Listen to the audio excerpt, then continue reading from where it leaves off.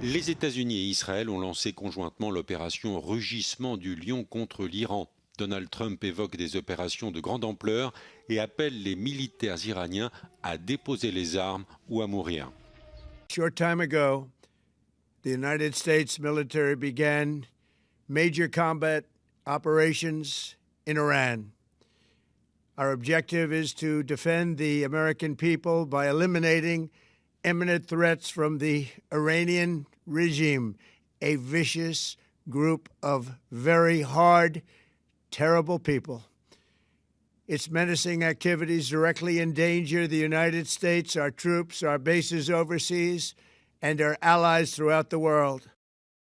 Le ministère israélien de la Défense a placé le pays en état d'urgence spécial et permanent. Selon les premières informations, les frappes contre l'Iran auraient notamment pris pour cible le quartier où sont situés les bureaux de l'ayatollah Ali Khamenei. Des médias iraniens assurent que le guide suprême ne se trouvait pas à Téhéran au moment du lancement de l'opération des Américains et des Israéliens. Un nuage de fumée s'est élevé au-dessus du centre-ville de la capitale iranienne. Des explosions ont retenti dans plusieurs autres villes du pays. La République islamique a lancé une riposte et tiré des missiles en direction d'Israël. Une série d'explosions a retenti à Jérusalem, la base de la flotte américaine à Bahreïn a également été prise pour cible et des explosions ont été entendues à Abu Dhabi.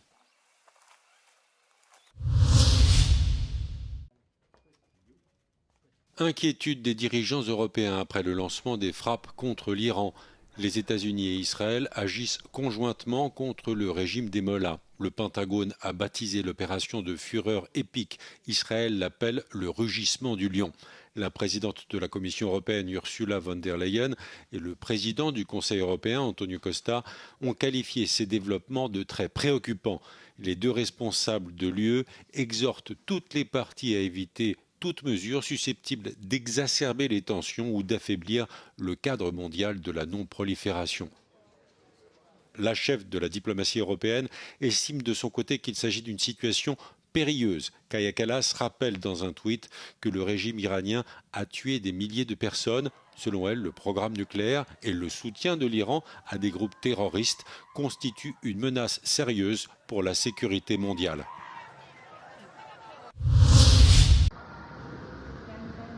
Les frappes conjointes des États-Unis et d'Israël sur l'Iran provoquent des perturbations en cascade sur le trafic aérien. Les géants internationaux de l'aérien, notamment Qatar Airways, Emirates et Etihad, ont annulé leurs vols tandis que le Koweït a suspendu tous ses vols vers l'Iran. L'escalade contraint les transporteurs à modifier les itinéraires et les modifications ont parfois lieu en plein vol. En Europe, les principales compagnies, notamment la Lufthansa, British Airways et Air France, ont suspendu tous leurs vols vers la région. Virgin Atlantic confirme éviter la zone et Turkish Airlines annule tous ses vols vers le Golfe pour ce week-end. Les avions d'Air India et de plusieurs compagnies aériennes russes se détournent eux aussi pour assurer la sécurité des passagers. De nombreuses suspensions sont prévues jusqu'à la semaine prochaine.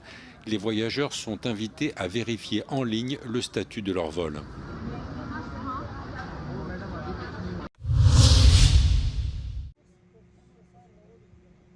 Le Pakistan a déclaré une guerre ouverte à l'Afghanistan, lançant vendredi une série de frappes aériennes visant plusieurs grandes villes du pays, dont la capitale, Kaboul.